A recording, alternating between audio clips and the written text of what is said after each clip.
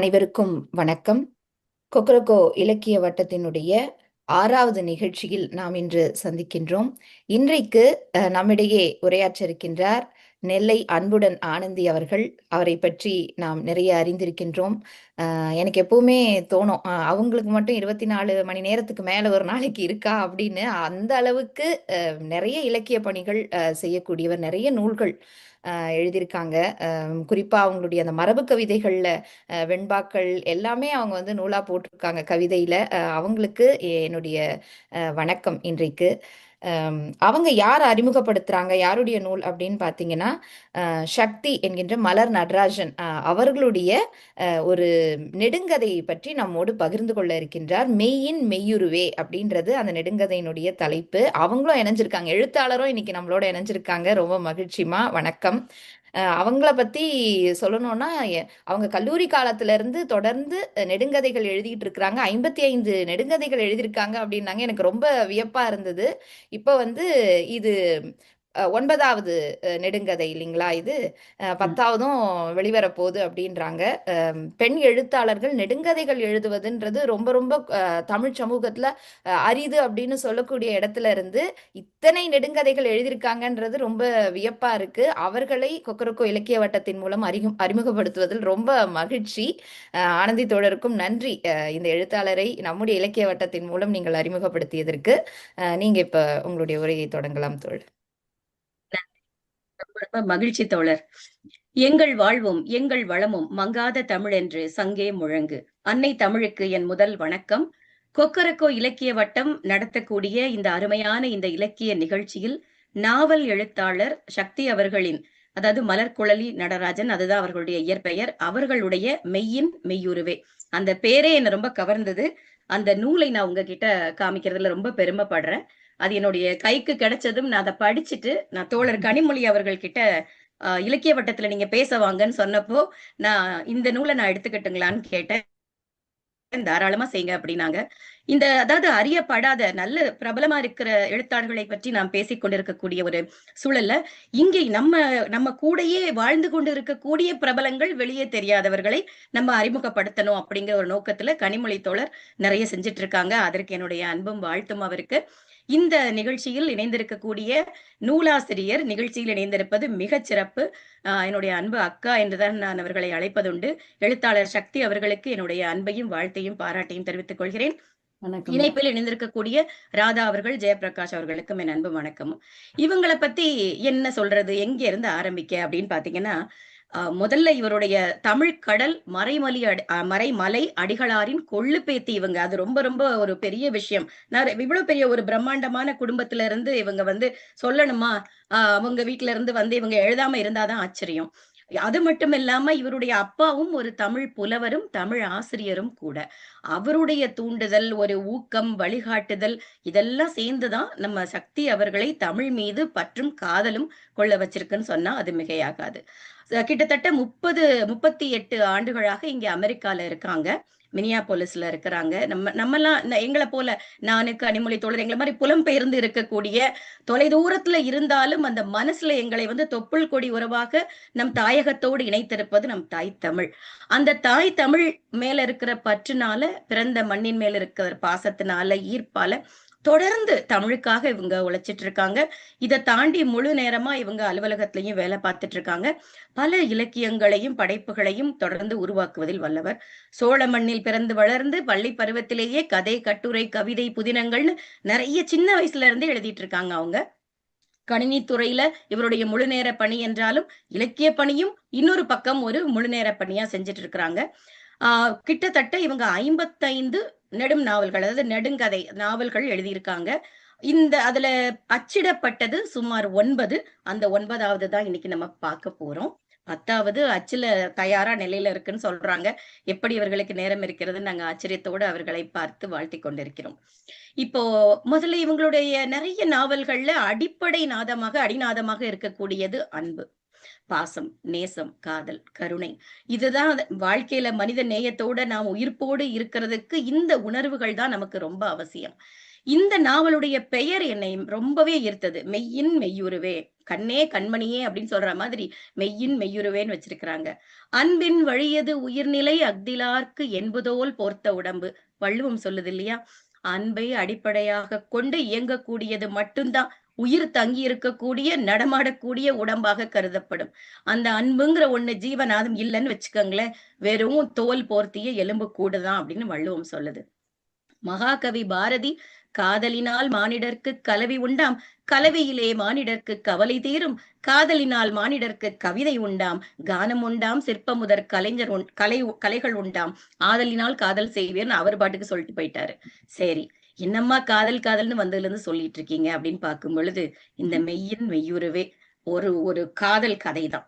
சரி, ஆரம்பிக்கும் பொழுதே புத்தகத்தை திறந்த உடனே என் கதை என்று சொல்வதை விட யாரு கதாநாயகன் ஆரம்பிக்கிறாரு, என் காதலியின் கதை என்றே சொல்லலாம் அப்படின்னு தொடங்குறாங்க. இங்க கதாநாயகனுடைய பெயர், இவங்க அந்த ஒவ்வொரு கதாபாத்திரத்திற்கும் இவர்கள் வைத்திருக்கக்கூடிய பெயரே சிறப்பு. இளம் வளவன், இதுதான் கதாநாயகி. ஆதினி கதாநாயகி. இந்த ஆதினி கதைக்குள்ள போறதுக்கு முன்னாடி நம்மளுடைய கதாநாயகன் இளம் வளவன். வளவன்னே நம்ம இந்த பேச்சுல நம்ம தொடர்ந்து கொண்டு போவோம். இவர் தன்னுடைய வளர்ப்பு பத்தி, அவருடைய இயல்பு பத்தி, ஏன்னா சிறு வயதிலேயே தந்தையை இழந்துடுறாரு. இவருடைய தாயார் இவரை எப்படி வளர்த்தார்கள், குணத்தில் சிறந்த ஒரு மனிதனாக இவரோட அம்மா இவரை எப்படி வளர்த்தாங்கன்னு, இவருடைய சிறப்பிற்கு என் அம்மா தான் காரணம். இவர் ஒரு ஆசிரியையாக பணியாற்றக்கூடியவர். நல்ல படிப்பு பழக்கமா தான் சொல்லுவாங்க இல்லையா? எந்த குழந்தையும் நல்ல குழந்தைதான் மண்ணில் பிறக்கையிலே, அவன் நல்லவனாவதும் தீயவனாவதும் அன்னை வளர்ப்பதில்னு ஒரு பாடல்ல வரும். அதுபோல இவருடைய நல்ல படிப்பிற்கும் பழக்கத்திற்கும் பண்பாட்டிற்கும் நல்ல பண்புகளுக்கும் இவருடைய தாயிடம் வந்துதான் பரிபூரணமாக வந்திருக்குன்னு இந்த கதாநாயகன் சொல்றார். இவரு ஆதினிய சந்திச்ச அந்த முதல் காட்சி அப்படியே நம்ம ஒரு எல்லாத்தையும் மறந்துட்டு இந்த நாவல், ஏன்னா நம்ம இன்னைக்கு ஒரே தொழில்நுட்ப காலத்துல எல்லாரும் பிடிஎஃப்னு ஓடிட்டு இருக்கோம். வெகு நாட்களுக்கு பிறகு இந்த நாவலை இப்படி கையில அதனுடைய அந்த ஸ்பரிசம் நம்ம கையில பட்டு நம்ம படிக்கும் போது அந்த மகிழ்ச்சியே ஒரு தனி. முதல் காட்சி ஆதினி அவர் சந்திக்க கூடியது என்னன்னா, இந்த நாவல்ல இருக்கக்கூடிய பல விஷயங்கள் நம்மளுடைய சின்ன வயசுக்கு நம்ம ஊர்ல நம்ம வளர்ந்த கதை, இது எல்லாத்தையும் நம்ம கண்ணு முன்னாடி கொண்டு நிறுத்துது. அப்படி எப்படிப்பட்ட காட்சிகள்னு பாத்தீங்கன்னா, நம்ம இப்போ இன்னைக்கு எதுக்கெடுத்தாலும் கார் எடுத்துட்டு இருக்கோம். ஒரு ஒரு ஒரு சின்ன பால் வாங்க போனா கூட இங்க உங்களுக்கு தெரியும், ஏன்னா அது இல்லாம ஒண்ணும் முடியாதுன்னு சொல்லி எதுக்கு எடுத்தாலும் நம்ம நாட்டிலயும் பார்த்தா ஒரு ட்ரெயின் எடுக்கிறது, டாக்ஸி எடுக்கிறது, பைக் எடுக்கிறதுன்னு இந்த கதாநாயகன் மிதிவண்டியில வராரு. அதே மாதிரி நடந்தே நூலகத்துக்கு வராரு. அந்த மாதிரியான சூழல்கள்லாம் நம்மலாம் அப்படித்தானே இருந்தோம் அப்படின்னு நம்மள யோசிக்க வைக்குது. இந்த மனிதர்களிடையே இன்னைக்கு ரசிப்புத்தன்மையும் ரொம்ப குறைஞ்சு போச்சு. எப்ப பாரு கால்ல சக்கரத்த கட்டிட்டு ஓடிட்டு இருக்கோம். ஒரு வாய் காஃபி எடுத்து ஒரு ஓரமா உட்கார்ந்து ஒரு 10 நிமிஷம் அது சூடு அடங்குறதுக்குள்ள நம்ம குடிச்சிட்டோம்னா அது பெரிய சாதனை தான். இன்னைக்கு எத்தனை பேரு காஃபிய எடுத்துட்டு அத ஆறி திரும்ப சுட வச்சு, ஆற வச்சு இப்படி போயிட்டு இருக்கு வாழ்க்கை. கதாநாயகன் வராரு. அது ஒரு மாலை நேரத்துல அவர் முகத்தெல்லாம் கழுவிட்டு, அவங்க அம்மா தர பலகாரத்தெல்லாம் சாப்பிட்டுட்டு, அவர் வீட்ல இருந்த செடிக்கெல்லாம் தண்ணி ஊத்திட்டு, வீட்ல இருக்கிற பசு, கண்ணு இதுக்கெல்லாம் அதுக்கு புல்லெல்லாம் எடுத்து போட்டுட்டு, பக்கத்து வீட்டு திண்ணையில் ரொம்ப முக்கியம். இன்னைக்கு திண்ணையே காணோம். பக்கத்து வீட்டு திண்ணையில உட்கார்ந்திருக்க பாட்டிகிட்டயும் அவர் அளவளாவிட்டு, அப்படியே காலார நடந்து அங்க பக்கத்துல இருக்க நூலகத்துக்கு வராரு. இதுதான் முதல் காட்சி. அவர் ஆதினிய சந்திக்க போறாரு. இந்த நேரத்துல கதாநாயகிய நம்ம பார்க்கணும்னா, இங்கே இந்த நூலகம் சொன்னேன் இல்லையா? அவர் நடந்தே வரக்கூடிய அந்த நூலகத்தோட உரிமையாளரா இருக்கக்கூடியது நம்ம வளவனுடைய அப்பாவுடைய நண்பர் கேசவன் மாமான்னு சொல்றாரு. இவர பார்த்ததும் அவர் மகிழ்ச்சியில கட்டி பிடிச்சிட்டு, "என்னடா எப்படா வந்த? எத்தனை நாள் லீவ்ல வந்திருக்க?" அப்படின்னு எல்லாம் கேட்கிறாரு. இவரு நூலகத்துக்கு வரக்கூடிய காரணம் என்னன்னு கேட்டீங்கன்னா, இவரு சும்மா ஓய்வா இருக்கக்கூடிய நேரங்கள்ல அங்க இருக்கக்கூடிய நூல்கள் எல்லாம் அடுக்கி தர்றது, ஏதாவது நூல்கள் அவங்களுக்கு ஆர்டர் பண்ணி வாங்கி குடுக்கறது, இந்த மாதிரி குட்டி குட்டி வேலை எல்லாம் செய்யறாரு. அவர் ஆற தழுவி, "டேய் புது நூல்கள் நிறைய வந்திருக்கு வளவா, எத்தனை நாள் வந்திருக்கேன்னு தெரியல, வந்து போயிட்டாரு உன்னோட." இவர் சொல்றாரு, "நீங்க உங்க ஆரோக்கியம்லாம் எப்படி இருக்கு மாமா?" அப்படின்னு ரொம்ப ஒரு பாச பிணைப்பு. இதெல்லாம் இத படிக்க படிக்க எனக்கு இந்த மனிதத்தை நாம் கொஞ்சம் கொஞ்சமாக இழந்துட்டு இருக்கிறோமே, ஒரு மாதிரி ஒரு மெஷின் லைஃப் மாதிரி போயிட்டு இருக்கேன்னு நம்மள இழுத்துட்டு போகுது அப்படியே பின்னாடி. அப்ப ஒருத்தருக்கு ஒருத்தர் பேசிட்டு இருக்கும்போது, இப்ப கூட வந்திருக்கு நிறைய புத்தகங்கள், நீ போய் பாருப்பா" அப்படின்னு சொல்றாரு. இவர் உடனே ஒரே தாவா தாவி மேல் தளத்துக்கு வராரு நம்ம ஹீரோ. அங்கதான் 2 ஒரு புத்தக அலமாரி, ஒரு காட்சி. உயிர் ஓவியமாக கையில் ஒரு புத்தகத்தை வைத்துக்கொண்டு நம்ம ஆதினி அங்க நிக்கிறாங்க. இவரு பாட்டுக்கு எப்பவும் போல நடந்து வரவர் அந்த காட்சியை பார்த்ததும் ஸ்தம்பிச்சு போய் அப்படியே நிக்கிறாரு. நகர முடியாமல் அவளையே பார்க்க தோணுது அவருக்கு. நம்ம இப்படிலாம் கிடையாதே, எனக்கு ஏன் இப்படி தோணுதுன்னு அவரே கேட்டுட்டு, இருந்தாலும் அவரால தவிர்க்க முடியல. அந்த அழக வந்து நம்ம நூலாசிரியர் எழுதுறாங்க. அந்த மாலை நேர அந்த ஜன்னல் வழியாக, சாளரம் வழியாக அந்த மஞ்சள் சூரியன் வருதாமா. அந்த ஒளிபட்டு இவருக்கு ஒரு பிரமிப்பை ஏற்படுத்துகிறது. ஒரு தேவலோக மங்கை மாதிரி அந்த பெண் அங்க நிக்கிறா ஆதினி. யாரா இருக்கும் இவ? இவள நான் இதுக்கு முன்னாடி பார்த்ததே இல்லையே! ஒருவேளை கல்லூரிக்கு எதுவும் மேல் படிப்புக்கு வந்திருப்பாளோ? ஐயோ! முகம் சரியா தெரிய மாட்டேங்குதேன்னு தவிக்கிறாரு. இந்த தவிப்பெல்லாம் எதுக்கு? போய் பேசிருவோம் அப்படின்னு சொல்லி கிட்ட வந்து, "என்ன நின்னுகிட்டே படிக்கிறீங்க போல இருக்கு" அப்படின்னு பேச்சு குடுக்குறாரு. அவங்க யாரு? உஷார் இல்ல. திரும்பி கூட பார்க்கல. "ஆமா" அப்படின்னு சொல்லிட்டு அவங்க பாட்டுக்கு புத்தகத்திலே இருக்காங்க. இது என்னடா இப்படி ஆயிருச்சே! முகத்த பார்க்க முடியலையே! அப்படின்னு சொல்லிட்டு திரும்பவும் ஏதாவது பேச்சு குடுக்கணும். பக்கத்துல இருக்கவங்கள திரும்பி பார்க்க முடியாத அளவுக்கு அப்படி என்ன சுவாரஸ்யமா படிக்கிறீங்க? அப்படின்னு வம்புக்கு இழுக்கிறாரு. அப்பதான் நிமிர்ந்து பார்க்கிறா. அமைதியா நிமிர்ந்து பார்க்கிறா. புத்தகத்த அப்படியே திருப்பி அவங்கிட்ட காட்டுறா. அதுல தொல்லியல் சம்பந்தப்பட்ட ஒரு ஆராய்ச்சி நூலு. ஓஹோ! ஒருவேளை ஒரு ஆராய்ச்சி மாணவியா இருக்கும் போல இருக்கு. அப்படின்னு இவன் நினைச்சுக்கிட்டு இருக்கும்போதே அவ பாட்டுக்கு கையில 2 நூல எடுத்துட்டு கிளம்புறா. இவரு அவர அறியாமலேயே பின்னாடியே தொடர்ந்து வராரு. கேசவன் மாமாவும், "ஆதினி வாம்மா, உனக்கு வேண்டிய புத்தகம் எல்லாம் கிடைச்சிருச்சா? எதுவும் வேணும்னா கூட சொல்லு. நான் உனக்கு வாங்கி தரேன். இதோ வளவன் இருக்கான். அவனே போய் வாங்கிட்டு வந்துருவான்னு" சொல்லவும், அவன நிமிர்ந்து பார்த்துட்டு, தலையாட்டிட்டு அவ பாட்டுக்கு கிளம்புறா. இவர்தான் அங்க விழுந்துட்டாரே. அவரு கதாநாயகனும் அவ பின்னாடியே போக தான் யோசிக்கிறாரு. அப்படி நல்லா இருக்காதேன்னு சொல்லி ஒரு ஆச்சரியம் கலந்த ஒரு ஒரு ஒரு மயக்கத்தோடயே நிக்கிறாரு. அவருக்கு அன்னைக்கு இரவு ஃபுல்லா தூக்கமே வரல. யார் இவ? யார் இவன்னு சொல்லிட்டு, ஏன் இப்படி நான் ஆயிட்டேன்? என் மனச ஒருத்தி அடிச்சு சாய்ச்சுட்டாளே! அப்படின்னு குழம்பிக்கிட்டே இருக்காரு. உறக்கம் சரியா வரல. காலையில எந்திரிச்சு பார்த்தா, பூக்கள பார்த்தா, அந்த அம்மா முகம் தான் இவருக்கு தெரியுது. ஏன்னா காதலிப்பவர்களுக்கு எல்லாமே அப்படித்தான். உலகமே அந்த காதல் மயமாகத்தான் தெரியும் இல்லையா? அத ரொம்ப அழகா நிறைய எழுதியிருக்காங்க. ஏன்னா இந்த நூல் 333 பக்கங்கள். அதெல்லாம் நான் சொன்னேன்னா 3 நாளா உட்கார்ந்து நான் பேசணும். முடிந்தவரை நான் மேலோட்டமாக சொல்ல முயற்சி பண்றேன். இங்க வந்து அவரு வீட்ல மறுநாள் எப்பவும் போல அவரு கிளம்பி, அவர் வீட்ல ஒரு என்ஃபீல்டு பைக் எனக்கு என்னன்னா, நம்ம வீட்லயும் இருந்தது. என்னுடைய தம்பி அது வச்சிருந்தாரு. அதுல ஏறி உட்கார்ந்து பார்ப்பேன் நானு. ஏன்னா நமக்கெல்லாம் பெண்களுக்குன்னா உடனே ஒரு ஸ்கூட்டிய வாங்கி தந்துருவோம். ஆனா எனக்கு என்ஃபீல்டு மேல தான் மோகம். உட்கார்ந்து பார்த்துட்டு இருப்பேன் நானு. அது எனக்கு நினைவு வந்துச்சு. என் தம்பி பேரும் மணி தான். இங்க அவங்க வீட்ல வேலை பார்க்குற அந்த ஒரு தம்பி பேரும் மணி. அவரு ஓடி வந்து, "அண்ணா, அண்ணா உங்க பைக்க நான் எப்படி வச்சிருக்கேன் பார்த்தீங்களான்னு." எதுக்காக அந்த பைக்க காப்பாத்துறாங்கன்னா, அவருடைய அப்பா அந்த பைக்க வச்சிருந்திருப்பாரு. "ரொம்ப அழகா வச்சிருக்கடா, உனக்கு என்னடான்னு" அவன்கிட்ட அன்பா பேசிட்டு, அவர் பாட்டுக்கு பைக்க எடுத்துட்டு வாத்தியார்லாம் பார்த்துட்டு வரேன் அப்படின்னு சொல்லிட்டு கிளம்புறாரு. அப்போ இவரு வந்து லைப்ரரிக்கு இவருக்கு மனசெல்லாம் அந்த ஆதினி மேலே இருக்கு. அவ வந்திருப்பாளான்னு பார்க்கலாம். இல்ல வந்துட்டு போயிருப்பாளான்னு வேகமா வந்து பதிவு பட்டியல் நம்ம பெயர்கள்லாம் எழுதியிருப்பாங்க இல்லையா? அத பார்க்குறாரு. அதுல ஆதினி பெயர் இருக்கு. அப்பாடி உள்ளதா இருக்கா போல இருக்குன்னு போய் பார்த்தா அவள காணோம். எங்க போயிருப்பா? கையெழுத்து போட்டிருக்கேங்கும்போது தான் அவ அப்பதான் கையெழுத்து போட்டு வெளிய போறா. இல்ல புக்க எடுத்துட்டா போல இருக்கு. அவ வெளிய போயிட்டு இருக்கா. இவரும் அப்படியே ஒரே தாவா தாவி அவரு பின்னாடியே போறாரு. ஏன்னா அவருடைய மனசு அவ பக்கம் சாஞ்சிருச்சு. இதுக்கு வேற மாற்று இதுவே இல்ல அவருக்கு. இவள பார்த்தாலே நமக்கு ஏன் இப்படி பதட்டம் வருது? ஏன் தவிக்கிறேன்? ஏங்குறேன்? எனக்குள்ள என்னமோ பண்ணுதே அப்படின்னு சொல்லி அவ கூடயே பைய பின்னாடி நடந்து போறாரு. இவங்களுக்குள்ள அந்த ஒரு ஒரு பேச்சு தொடங்குறதே ஒரு ஓவியம் மாதிரி இவங்க நூலாசிரியர் பண்ணியிருப்பாங்க. அத நீங்க தான் படிக்கணும். ஏன்னா நம்ம எல்லாத்தையும் சொல்லிட்டா சுவாரஸ்யங்கள்லாம் போயிடும். இந்த ஒரு தெளிந்த நீரோடை மாதிரி அந்த அம்மா போயிட்டு இருக்க, இவ வந்து சும்மாவே நடந்து பின்னாடி வரா மாரி ஒரு காட்சிப்படுத்தியிருக்காங்க. ஒரு கட்டத்துல வந்து என் கூட நடந்து பின்னாடியே என்ன நடந்து வந்துட்டு இருக்கீங்கன்னு அவங்க கேட்கும்போது, இவர் ரொம்ப தைரியமாவே சொல்றாரு. வாழ்க்கை பூரா உங்க கூட நடந்து வரதான் ஆசை. காலத்துக்கு உங்க கை பிடிச்சு நடந்து வர ஆசைப்படுறேன். ஆனா அது முடியாது. அப்படின்னு அங்க உடைக்கிறாரு. இவ இதெல்லாம் நடந்தது என்னன்னா, கொஞ்ச நாளாவே நடந்து வந்த அப்புறம் தான் இந்த தைரியத்தோட பேசுறாரு. "ஓ! அப்படியா?" அப்படின்னு சொல்லி இந்த அம்மாவும் கேட்கறாங்க. "ஏன்? எதுக்காக முடியாதுன்னு கேட்க மாட்டீங்களான்னு?" இவரு வம்பிழுக்கிறாரு. அப்பதான் அவ வந்து, "ஏன் கேட்டவருக்கே சொல்லத் தெரியாதா?" அப்படின்னு அவங்களும் விடல. அதாவது அப்பதான் இவரு சொல்றாரு, இவரு பார்க்கக்கூடிய வேலைய பத்தி பேசுறாரு. "நான் ராணுவத்துல வேலை செய்றேன். ரொம்ப ரகசிய பாதுகாப்பு துறையில இருக்கிறேன். எனக்கு காதல் கல்யாணம்லாம் வந்து நான் என்னைக்குமே நெனச்சு பார்த்ததில்ல. காரணம் ஏன்னு நீங்க கேட்க மாட்டீங்களா? ஏன்னா, என்ன நம்பி வந்த ஒருத்தி, எனக்கு ஏதாவது ஆயிருச்சுன்னா, அவள நான் தனியா விட்டுட்டு போயிருவனே, அந்த எண்ணத்தினாலேயே எனக்கு இந்த கல்யாணம் எல்லாம் வேண்டாங்கிற ஒரு எண்ணத்தோட இருக்கேன்னோனே, இவ எதுவுமே அதிகம் பேசுறதில்ல. அது உங்களுடைய தனிப்பட்ட கருத்து இல்லையா? நான் எப்படி அத கேட்க முடியும்னு இந்த அம்மாவும் சொல்லிட்டு கடந்து போற மாரி காட்சி.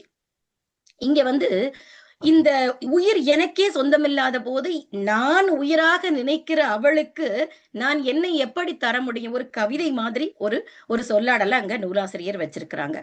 இவ அமைதியா கேட்டுட்டு அவ பாட்டுக்கு திரும்பி, என்ன திரும்ப அப்படியே போயிட்டே இருக்கீங்க அப்படின்னு இவர் கேக்குறாரு. அவ பாட்டுக்கு நான் நான் கிளம்புறேன் அப்படின்னு சொல்லிட்டு கிளம்பி போயிட்டே இருக்கா.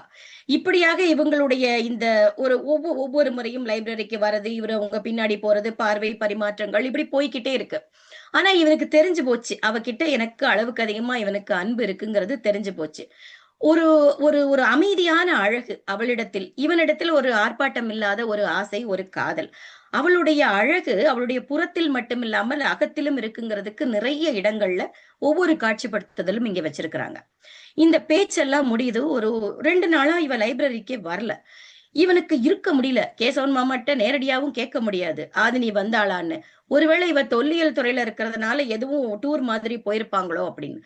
அப்ப இவ கேசவன் மாமா ஒரு தடவை சொல்றாரு, அவங்க தொல்லியல் மாணவர்களோட வெளியூர் கூட போயிருக்கலாம்னு பேசும்பொழுது இவனுக்கு உடனே தூக்கி வாரி போடுது. தொல்லியல் இடமா? அங்க ஒரே குண்டும் குழியுமா இருக்குமே, அங்க போய் தோண்டி கிண்டி வச்சிருப்பாங்களே, வேகாத வெயில்லைனுடைய ஆதினி மயங்கி விழுந்துட்டான்னா பக்கத்துல ஏதோ மருத்துவம், எங்க எப்படி யோசிக்கிறாரு பாருங்க. அவ்வளவு ஒரு அக்கறை. இவருக்கா இருக்க முடியல. அவ கல்லூரிக்கு வந்திருக்காளான்னு போய் பார்த்துட்டு வந்துடலான்னு சொல்லிட்டு, ஏன்னா கல்லூரி முதல்வராக இருக்கக்கூடியவர் கேசவன் மாமாவுடைய நண்பர். இவரு சும்மா கல்லூரிக்கு, ஏன்னா இவருடைய வேலையே அந்த ஊரில் இருக்கக்கூடிய நூலகத்துக்கு உதவி செய்யறது, பள்ளிகளுக்கு, கல்லூரிக்கு குளத்தை தூர் வார்றது, ஆறு தூர் வார்றது, இந்த மாதிரி பொது பணி நிறைய செய்யறதுனால யாருக்கும் சந்தேகமே வராது. இவரு கல்லூரிக்கு வராரு. நேரடியா ஆதினி வந்திருக்காளான்னு கேட்க முடியாது இல்லையா? மெதுவா கேட்கிறாரு. அப்படியே நோட்ட விடுறாரு. இன்னைக்கு மரம் நடுற விழா நான் ஏற்பாடு பண்ணலான்னு இருக்கேன். அதுக்காக வந்து மாணவர்களுடைய பட்டியல், பெயர் பட்டியல்லாம் வேணும்னு சொல்லிட்டு பைய சேர்க்கிறாரு. இந்த தொல்லியல் துறையில இருக்கிற மாணவர்களை கூட சேர்த்துக்கலான்னு ஆசைப்படுறேன் ஐயா. அந்த மாணவர்களும் வந்தா எங்களுக்கு கூடுதல் உதவியா இருக்கும் அப்படின்ன உடனேதான் அங்க உடனே முதல்வர் சொல்றாரு, ஓ ரொம்ப நல்ல திட்டம் வளவா, அவங்க எல்லாம் களப்பணிக்கு போயிட்டு வந்துட்டாங்க, அவங்களையும் நம்ம சேர்த்துக்கலான்னு. உடனே அப்பாடி வந்துட்டாங்க, தெரிஞ்சுக்கிட்டாரு, அவருக்கு வேண்டிய விஷயம் வந்துருச்சு. இங்க ஆதினிய அவர் தெரிஞ்ச மாதிரியே காட்டிக்கல. அவர் பாட்டுக்கு இந்த விசாரணை மட்டும் முடிச்சிட்டு கிளம்பி வந்துடுறாரு. எதுவுமே சொல்லாம போனதுனால மறுநாள் நம்ம நூலகத்துக்கு வரும்பொழுது இவங்க 2 பேரும் ஒருத்தரை ஒருத்தர் சந்திக்கும் போது இவ கண்டுக்கா, இவளா வந்து வந்து பேசுறா. இவனுக்கு உள்ளுக்குள்ள ஒரு சின்ன ஒரு ஒரு கோபதாபம் மாதிரி, அதாவது சொல்லாம கொள்ளாம போயிட்டா அப்படின்னு. இவ அவன் பின்னாடியே வரா, பேசாம எந்த பக்கம் வந்தாலும் நகண்டு நகண்டு போற மாதிரி. இவங்க 2 பேரும் மாத்தி மாத்தி இதே இந்த ஒரு ஒரு அழகான ஒரு விளையாட்டு அவர்களுக்குள்ள. அப்போ 2 பேரும் என்ன என் மேல கோவமா அப்படின்னு கேட்கும்போது பின்னாடியே வந்து அதெல்லாம் ஒண்ணும் இல்லையே அப்படின்னு, நீங்க வாய் தான் சொல்லுது, உங்க கண்கள் சொல்லல அப்படின்னு சொல்லி கேக்குறாங்க. அந்த காதல் கொஞ்சம் கொஞ்சமா டெவலப் ஆகி இவங்களுக்கு இந்த இந்த மனசுக்குள்ள 2 பேருக்கும் காதல் இருக்குங்கிறது ஒரு ஐயமே இல்ல. ஒரு கட்டத்துல வெளிப்படுத்துறாங்க 2 பேரும் நேசிக்கிறத. இந்த புதிர் மாதிரியே போயிட்டு இருக்க காதல் என்ன மாதிரி இடத்துல எங்க பேசுறாங்க அப்படிங்கறதெல்லாம் நீங்க நூலை படிச்சுதான் தெரிஞ்சுக்கணும். அவ்வளவு சுவாரஸ்யமா நம்மளுடைய சக்தி அவர்கள் கொடுத்திருக்கிறாங்க. இப்போ இவங்க கிட்ட பேசிக்கிட்டே அப்போ ஒரு ஒரு சூழல்ல அவ சொல்றா, இளையவரே, அவனை வந்து ஆசையா கூப்பிடுறதுக்கு இப்ப நம்ம ஊர்ல ஏங்கம்பாங்க, அத்தாம்பாங்க, மாமாம்பாங்க, டார்லிங்பாங்க, டியர்பாங்க. இங்க பாருங்க, வளவன், இளம் வளவன், இவளுக்கு வந்து இளையவரேன்னு கூப்பிடுறா. அவனுக்கு அது அப்படியே ஒரு மயக்கத்துல இருக்கான். அப்ப அப்ப சொல்றா, ஒரு சூழல்ல சொல்றா, உங்க பேரை பேசாம இளம் வளவன்னு வச்சதுக்கு பதிலா இளம் பாரின்னு வச்சிருக்கலான்னு ஒரு பிட்ட போட்டு போயிட்டா. என்னடா இவ புதிர் போட்டு போயிட்டாளேன்னு இவனுக்கு அதை பத்தி தெரியல. வரலாற்று ஆசிரியரை போய் கேட்கலாம் அப்படின்னு சொல்லிட்டு இவன் வந்து கேட்கிறான். அப்ப அவர் சொல்றாரு, டேய், உன்னோட அந்த பெண்ணுக்கு, ஆதினிக்கு சரியான குறும்பு பெண் போல இருக்கு அவ. அந்த இளம் பாரிங்கிறது வேள்பாரியாக இருக்கலாம். ஏன்னா அவனுடைய மனைவி பெயர் ஆதினி. அவளுக்கும் உன்னை மனம் முடிக்கவும் உனது மனைவியாகவும் ஆசை இருக்குங்கிறத எப்படி சொல்லிட்டு போயிருக்கா பாருன்னு இவனுக்கு அப்பதான் புரிய வருது. அவளுக்கும் தன்மேல் ஈடுபாடு இருக்கிறது, காதல் இருக்கிறங்கிறது உறுதியாயிருச்சு. இப்ப ஆசிரியர் சொல்றாரு, உனக்கு என்னடா, அவ இவ்வளவு சொல்லிட்டா, அடுத்து கல்யாணம் தானேங்கிற மாதிரி பேசும் பொழுது இவன் திரும்பவும் அதே கதை சொல்றான். இல்ல ஐயா, உங்களுக்கே தெரியாதா என் வாழ்க்கை எப்படிப்பட்டது, என்ன நம்பி நான் ஒரு பெண் வாழ்க்கையை நான் எப்படி வீணாக்க முடியுங்கிற மாதிரி. அதெல்லாம் காலம் தாண்டா பதில் சொல்லு வளவான்னு அவர் அனுப்பி வச்சிடுறாரு. இந்த சூழல்ல இவனுடைய நண்பர்கள் 2 பேரு ரொம்ப அழகா பேரு, செழியன், சேரலன். வளவன் இவன் பேரு. இந்த 3 பேரும் இணைபிரியா நண்பர்கள்.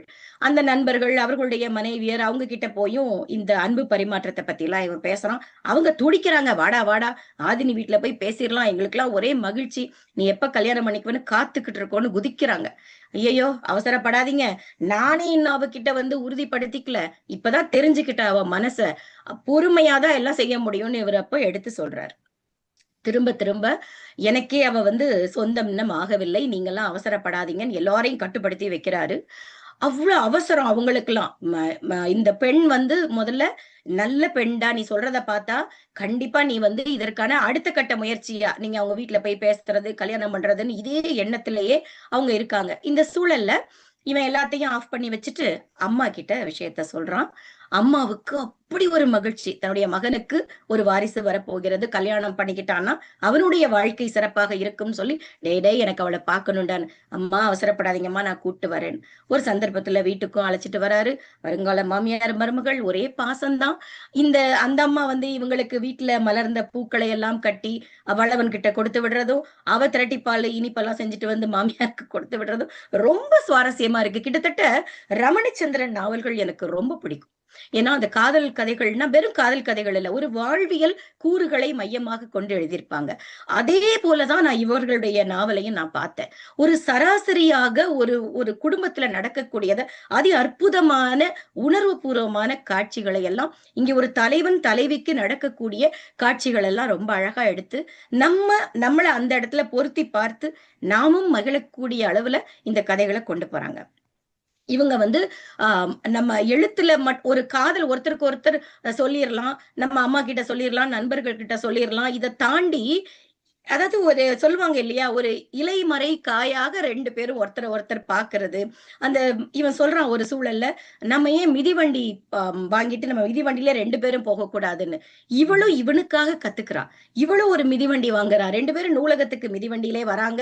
அப்புறமா கோயில், குளத்துக்குலாம் போகுறாங்க. இந்த மாதிரியான ஒரு செயல்பாடுகள் எல்லாம் ஆசையா நடந்துட்டு இருக்கு இங்க.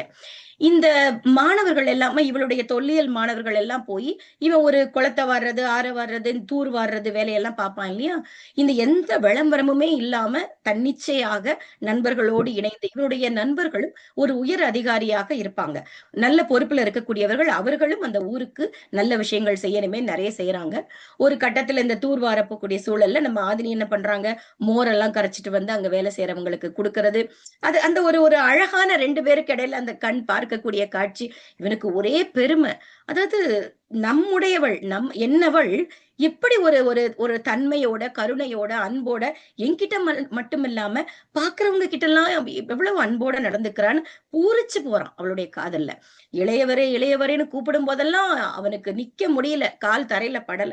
2 பேருமா சேர்ந்து ஒரு ஒரு ரொம்ப நாட்களா இந்த காதல் அப்படியே போய்க்கிட்டே இருக்குது. உருகி உருகி காதலிக்கிறாங்க. அத நம்ம சக்தி அவர்கள் உருகி உருகி எழுதியிருக்கிறாங்க.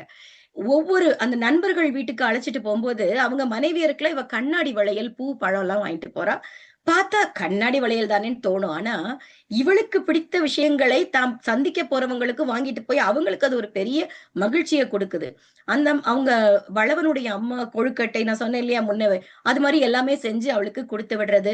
இந்த காட்சி எல்லாம் போயிட்டு இருக்கு. 2 பேரும் இந்த கேலி பேசி சிரிச்சுக்கிறாங்க அடிக்கடி. அந்த சொல்லாடல்கள் எல்லாமே ரொம்ப அழகா இவங்க எழுத்தாக்கியிருக்காங்க. இதுக்கிடையில ஒரு நாளு, ஒரு எலந்த மரம், ஒரு பெரிய மரம் நிக்குது. வர்ற வழியில பாக்குறாங்க. இவ குழந்தை மாதிரி, ஐயோ! எலந்த பழம் வந்துட்டு, "ஏய் இது யாரோட மரமோ தெரியல. சும்மா இருடா. ஆதினி அதெல்லாம் போய் எடுக்கக்கூடாது நம்மன்னு." உடனே அவ சொல்றா, "இது பொதுவான மரம் தான். இந்த பழங்கள் கீழ விழுறத நம்ம பறிச்சு சாப்பிடலனே தான் சாப்பிடலைன்னா தான் அந்த மரங்களுக்கு நாம் செய்யக்கூடிய துரோகமாக இருக்கும். அந்த பழங்கள நம்ம எடுத்து சாப்பிடுறது தான் அதுக்கு கொடுக்கக்கூடிய மரியாதையா இருக்கும்." இப்படி நான் யோசிச்சதே இல்லையேன்னு அவன் சொல்றான். அப்ப இவளுக்கு அங்க ஒரு குட்டி பையன் அங்கிருந்து ஓடி வந்து அந்த கிளைகள் எல்லாம் உலுப்பி விடக்கூடிய காட்சி. பழங்கள் கீழ உதிருது. அவ குழந்தை மாரி ஓடி ஓடி பொறுக்குறா. அப்பதான் இவன் பாக்குறான். பெரிய குடும்பத்துல பிறந்து நல்லா படிச்சு, இவ்வளவு ஒரு உயர்ந்த ஒரு இடத்துல இருக்கக்கூடிய ஒரு பெண், எதுவுமே இல்லாம ஒரு குட்டி பொண்ணு மாதிரி ஓடி ஓடி பழம் பொறுக்கிறத பாக்குறான். அப்ப அந்த சின்ன பையன பார்த்த உடனே ஆசையா கேட்கிறா. நீயும் இவரை மாதிரி ராணுவ வீரனா வரணும்னு ஆசைப்படுறியா? நல்லா படிடா கண்ணா, உனக்கு ஏதாவது உதவி வேணும்னா நாங்க 2 பேர் இருக்கோம், நான் இந்த கல்லூரியில வேலை செய்யறேன், இவர் இங்க இருக்கிறாருன்னு பேரெல்லாம் சொல்லி உனக்கு எப்ப உதவி தேவைனாலும் எங்களை வந்து பாருன்னு அந்த சமூக அக்கறை அங்கங்கே தொட்டு செல்கிறார் நூலாசிரியர். அடுத்ததா இந்த காதல் எல்லாம் போயிட்டு இருக்கு, நல்லா தானே போயிட்டு இருந்துச்சு அப்படிங்கிற மாதிரி திடீர்னு ஒரு நாள் அவங்க வீட்டு வாசல்ல வந்து ஒரு கார் நிக்குது. யாரு? நம்ம வளவன் வீட்டு முன்னாடி. வேற என்ன, நீங்களும் யூகிச்சிருப்பீங்க என்ன மாதிரியே. அவசர பணிக்காக உடனடியாக அழைப்பு வந்து விட்டது மேலதிகாரி கிட்ட இருந்து. இவங்க அம்மா துடிச்சு போறாங்க. என்னடா வளவா, 2 மாசம் லீவ் இருக்குன்னு சொன்னியடா, 1 மாசம் தானடா ஆச்சு, அது கூட முடியலையேன்னு அவங்க ஒருத்தருக்கு ஒருத்தர் ஒரு ஒரு அந்த ஒரு தாயினுடைய தவிப்பு பிரியா விடை கொடுத்து அனுப்புறாங்க. இது அவசர அழைப்பு. அதனால இவனால யார்கிட்டயும் முறையா சொல்லிட்டு போக முடியல.